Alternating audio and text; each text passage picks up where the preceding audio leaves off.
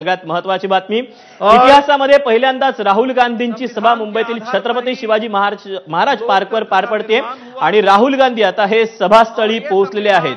Shivaji पार्कची ठाकरेंचं home ground म्हणून ओळख आहे आणि आज ठाकरेंच्या याच होम ग्राउंडवर इंडिया आघाडीची ही सभा पार पडते।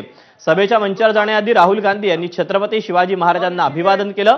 त्याचप्रमाणे बाळासाहेब ठाकरेंच्या स्मृतीस्थळी पुष्पहार देखील राहुल गांधींनी अर्पण केला। यावेळेला उद्धव ठाकरे देखील त्यांच्यासोबत उपस्थित होते। तर शिवाजी पार्कवरील इंडिया आघाडीच्या सभेला इंडिया आघाडीतले देशभरातील नेते हे सध्या उपस्थित आहेत। तेव्हा मोठी गर्दी देखील या सभेसाठी झालेली आहे। तर दुसरीकडे राहुल गांधी हे देखील मंचावर पोहोचलेले आहेत। त्यामुळे आता या सभेतून राहुल गांधी कुणावर प्रहार करतात, कशा पद्धतीने ते भाषण करतात, काय संबोधन करतात, याकडे सगळ्यांचं लक्ष लागलेलं आहे। देशभरातले काँग्रेसचे दिग्गज नेते हे आता इंडिया आघाडीच्या या सभेसाठी पोहोचलेले आहेत शिवाजी पार्कवर। मणिपूरमधून राहुल गांधी यांनी भारत जोडो न्याय यात्रेला सुरुवात केलेली होती आणि त्यांचा शेवटचा टप्पा हा काल महाराष्ट्रामध्ये संपन्न झाला आणि त्यानंतर आता राहुल गांधी यांच्या उपस्थितीमध्ये त्यासोबतच इंडिया आघाडीच्या सर्व नेत्यांच्या उपस्थितीमध्ये ही महत्त्वपूर्ण बैठक आता पार पडणार आहे। नुकत्याच लोकसभेच्या निवडणुका जाहीर झालेल्या आहेत। याच पार्श्वभूमीवर आता विरोधकांची ही एकजूट कशा पद्धतीने आता आपल्या पक्षांमध्ये आपल्या कार्यकर्त्यांमध्ये नवसंजीवनी भरते आहे हे पाहणं महत्त्वाचं असणार आहे।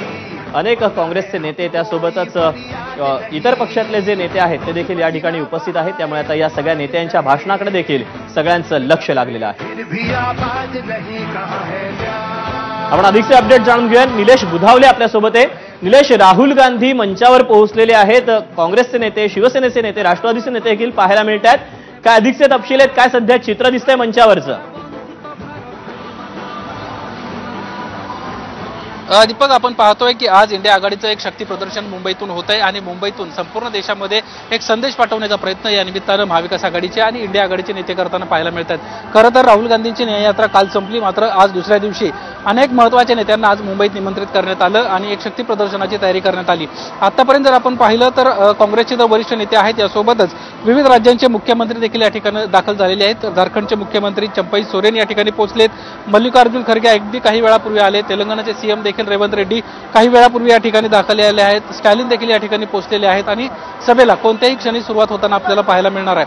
आज प्रामुख्यानं राहुल गांधी नेमकं काय बोलतात हे पाहणं महत्त्वाचं राहणार आहे, कारण या सभेच्या ठिकाणाहून अगदी हाकेच्या अंतरावर स्वातंत्र्यवीर सावरकर यांचं स्मारक आहे। त्या ठिकाणी रणजित सावरकर देखील राहुल गांधींचं संपूर्ण जे भाषण आहे ते आपल्या घरून नेमकं काय राहुल गांधी बोलतायत याकडे लक्ष ठेवून आहे ते भाषण ते पाहतायत, अशी देखील माहिती आता समोर आलेली आहे।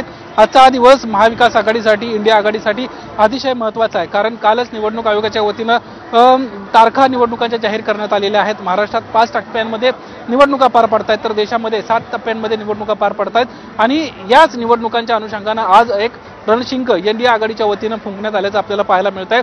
सध्या महाविकास आघाडीच्या, इंडिया आघाडीच्या जागा वाटप जे आहेत ते अजून महाराष्ट्रातल्या पूर्णपणे जाहीर झालेले नाही आहेत, लवकरच ते जाहीर होतील। मात्र आजच्या या